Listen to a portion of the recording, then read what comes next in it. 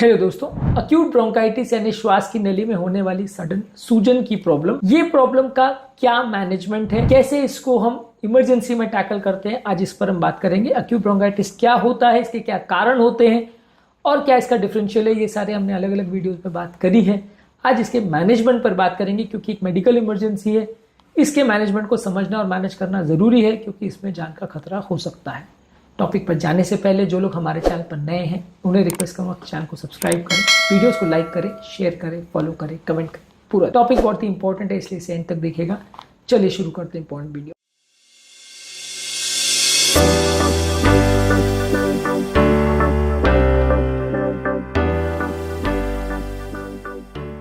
सबसे पहले emergency problem है इसलिए इसको इमरजेंसी के हिसाब से मैनेज किया जाएगा। सबसे पहले आप पेशेंट की हिस्ट्री देखेंगे, इवैल्यूएट करेंगे कि पेशेंट को जो साइन सिम्टम्स है वो फिट हो रहे हैं कि नहीं। उसको खांसी होना चाहिए, श्वास का तकलीफ होना चाहिए, छाती में दर्द होना चाहिए। ज्यादातर पेशेंट को पहले की कोई लंग की हिस्ट्री या इस तरह की प्रॉब्लम हो सकती है।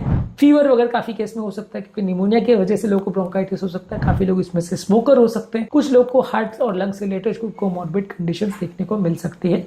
पेशेंट के आप वाइटल साइंस लेंगे, उसका temperature, blood pressure, heart rate, oxygen saturation लेंगे। इसमें ऑक्सीजन सैचुरेशन सबसे ज्यादा इंपॉर्टेंट है क्योंकि उसके बेसिस पे ट्रीटमेंट स्ट्रैटेजी डिसाइड होती है। यदि किसी व्यक्ति का ऑक्सीजन सैचुरेशन कम है तो इसका मतलब उसे जान का खतरा है, उसको एडमिट डेफिनेटली करना पड़ेगा, अग्रेसिवली ट्रीट करना पड़ेगा। यदि किसी व्यक्ति का ऑक्सीजन सैचुरेशन ठीक है, उसमें कंपैरेटिवली प्रॉब्लम्स आने का चांस थोड़ा कम है। तो अगर ऑक्सीजन सैचुरेशन किसी व्यक्ति का अगर अच्छा है तो उसके सर्वाइवल के चांसेस और प्रॉब्लम्स होने के चांसेस कंपैरेटिवली बेटर माने जाएंगे। तो ये सबसे इंपॉर्टेंट चीज है जिसको चेक करना जरूरी है। सिंपल एक पल्स ऑक्सीमीटर से हम इसे चेक कर सकते हैं। इसके भी एडवांस टेक्निक्स आते हैं पर ऑक्सीमीटर सफिशिएंट होता है। एयर ब्लड गैसेस जो एबीजी टेस्ट करते हैं हॉस्पिटल्स में वो ज़्यादा एक्यूरेट है इस मामले में। कितना कार्बन डाइऑक्साइड रिटेंशन है वो सारी चीज़ें भी वो बता सकता है। इसकी अपनी एक वैल्यू है, लेकिन बेसिकली अगर हम सैचुरेशन भी देख लेंगे तो काफ़ी इंपॉर्टेंट वैल्यू मिल जाएगी। साथ में कितनी तेज गति से व्यक्ति श्वास ले रहा है, रेस्पिरेटरी रेट कितना है, हृदय गति कैसी है, ये सारी चीज़ें हमें गाइड करेंगी कि व्यक्ति की ओवरऑल हालत कैसी है और उसके बिगड़ने या सुधरने के चांसेस कैसे हैं। इसके बाद पेशेंट को आप ऑस्कल्टेट करते हो स्टेथोस्कोप द्वारा, जिसमें वीज की साउंड सुनाई देती है। ब्रेथ साउंड्स कम मिल सकते हैं या कुछ और तरह के रेल्स या क्रेपिटेशंस मिल सकते हैं जिससे आप बीमारी को पकड़ने में या डिफरेंशिएट करने में आपको मदद मिल सकती है। इसके अलावा आप डिफरेंशियल डायग्नोसिस में इस तरह के पेशेंट में इन्फ्लुएंजा, पर्टूसिस, हार्ट फेलियर या सीओपीडी एक्सरवेशन, ये सारी चीजों को आप देखते हो। पेशेंट की आप इसमें एक्सरे करते हो, सीटी स्कैन करते हो, एबीजी स्कैनिंग्स करते हो। ये सारी चीजों में आपको पता चलेगा कि पेशेंट को कितना सीवियर ब्रोंकाइटिस है और आगे क्या करने की आवश्यकता है, कितना अग्रेसिव मैनेज करने की आवश्यकता है। आप पेशेंट को सिम्टोमेटिक मैनेजमेंट में क्या करोगे, पेशेंट को पानी ज्यादा दोगे। पानी मेंटेन करने से पेशेंट का जो म्यूकस है या जो बलगम है या कफ है वो थोड़ा सा लूज हो जाता है, वो उतना गाढ़ा नहीं होगा तो उसको निकालना ईजी रहेगा। बुखार अगर है तो बुखार कम करने की दवा दोगे।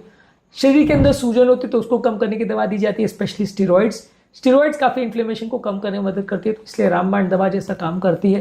ब्रोंकाइटिस के पेशेंट में सबसे इंपॉर्टेंट दवाओं में से स्टीरॉइड्स को माना जाता है। साथ में अगर व्यक्ति को खांसी है तो आप उसको कफ सप्रेसेंट दवाइयाँ देते हैं और जो कफ बना हुआ है, बलगम बना हुआ है, उसको निकालने के लिए एक्सपेक्टोरेंट्स दवाई देते हैं। अलग अलग तरह के कफ सिरप्स क्या होते हैं इस पर हमने ऑलरेडी अलग तरह से वीडियोस की हैं जो कि आप हमारे चैनल पर देख सकते हैं। इसके अलावा सबसे इंपॉर्टेंट चीज जो हम देते हैं पेशेंट को वो है इनहेलर्स या नेबुलाइजर्स। इनहेलर नेबुलाइजर कितने तरह के होते हैं, उसको कैसे प्रयोग करते हैं, इस पर ऑलरेडी हमने सेपरेट वीडियो किया है।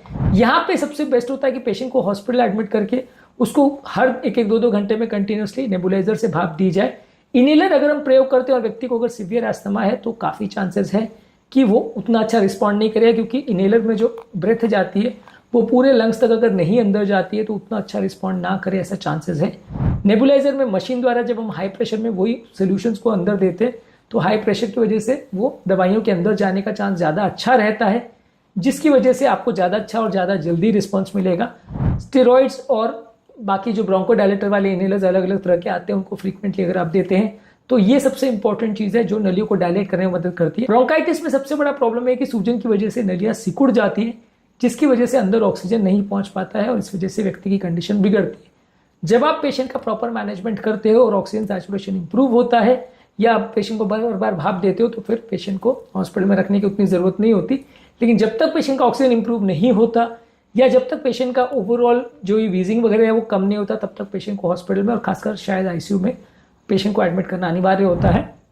आईसीयू में मैनेजमेंट इसलिए भी ज़रूरी है क्योंकि कई बार इस तरह के पेशेंट को और भी बहुत सारी तरह की प्रॉब्लम्स या अरेस्टिया इस तरह की प्रॉब्लम हो सकता है, रेस्पिरेटरी फेलियर हो सकता है जिसमें वेंटिलेटर वगैरह की जरूरत पड़ सकती है, तो वैसे पेशेंट को आईसीयू वगैरह में मैनेज करना जब तक पेशेंट की कंडीशन ना सुधरे जरूरी है। इसके अलावा आप पेशेंट को कीटाणुनाशक एंटीबायोटिक दवाइयां देते हैं, जिसमें अगर कोई बैक्टीरियल इन्फेक्शन है तो वहाँ कीटाणु को मारने की दवा देते हैं। वायरस इन्फेक्शन में उतना ज़्यादा दवाइयाँ नहीं आती, तो वायरस इन्फेक्शन में कीटाणुनाशक दवाइयों का उतना रोल नहीं, बाकी चीज़ों का ज़्यादा रोल है।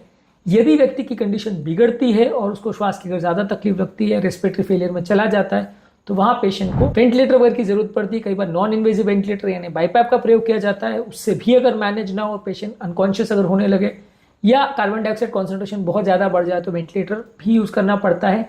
ज़्यादातर माइल्ड ब्रोंकाइटिस वगैरह हो तो हॉस्पिटल में 1-2 दिन रखना पड़ता है, आईसीयू में 1 आध दिन रखना पड़ता है। सीवियर ब्रोंकाइटिस हो तो कई दिन हॉस्पिटल में रखना पड़ सकता है, कई दिन आईसीयू पे भी रखना पड़ सकता है, कई दिन वेंटिलेटर पे भी रखना पड़ सकता है। कंडीशन पे डिपेंड करेगा। कंडीशन अगर खराब है तो मान के चलिए पेशेंट को लंबा हॉस्पिटल में रहना पड़ सकता है, जान का खतरा भी हो सकता है। कंडीशन को लाइटली मत लीजिए, ये डेंजरस कंडीशन है, इसको सीरियसली लीजिए। ठीक तरह से मैनेज किया गया, अप्रोप्रिएटली मैनेज किया गया तो ज्यादातर पेशेंट को बचाया जा सकता है। दिक्कत नहीं आएगी, लॉन्ग टर्म प्रॉब्लम्स भी नहीं आएंगे। लेकिन सही तरह से मैनेज नहीं किया गया या लापरवाही की गई तो काफी पेशेंट्स की जान जा सकती है। इसलिए इस तरह के पेशेंट्स को ज्यादातर प्रेफरेबल होगा कि हॉस्पिटल में मैनेज करें।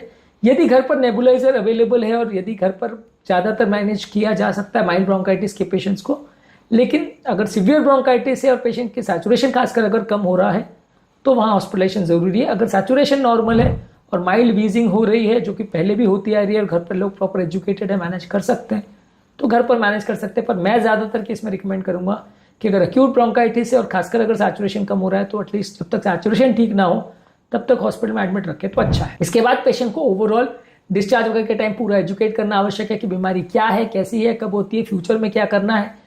कुछ दिन पेशेंट को रेस्ट रखने को बोला जाता है, उसको दवाइयाँ दी जाती है, दवाइयों को मेंटेन पेशेंट को करना होता है। बाद में आप उसे फॉलोअप के लिए बुला सकते हैं और फॉलोअप में ये देखना पड़ता है कि दोबारा ये प्रॉब्लम तो नहीं हो रही है, दोबारा कोई इन्फेक्शन तो नहीं हो रहा है। अगर इन्फेक्शन बार बार हो रहा है तो उसके क्या कारण हो सकते हैं, दोबारा ना हो उसके लिए पेशेंट को प्रिवेंटिव टिप्स वगैरह बताया जाता है। तो बेसिकली ये है अक्यूट ब्रोंकाइटिस का मैनेजमेंट। अक्यूट ब्रोंकाइटिस क्या होता है इस पर हमने सेपरेट वीडियो किए हैं। ओवरऑल रेस्पिरेटरी फेलियर क्या होता है इस पर हमने सेपरेट वीडियो किए हैं, ये जरूर चेकआउट करें। टॉपिक एंड करने से पहले जो लोग हमारे चैनल पर नए हैं उन्हें रिक्वेस्ट करूँगा कि चैनल को सब्सक्राइब करें, वीडियोस को लाइक करें, शेयर करें, फॉलो करें, कमेंट करें, पूरा देखें।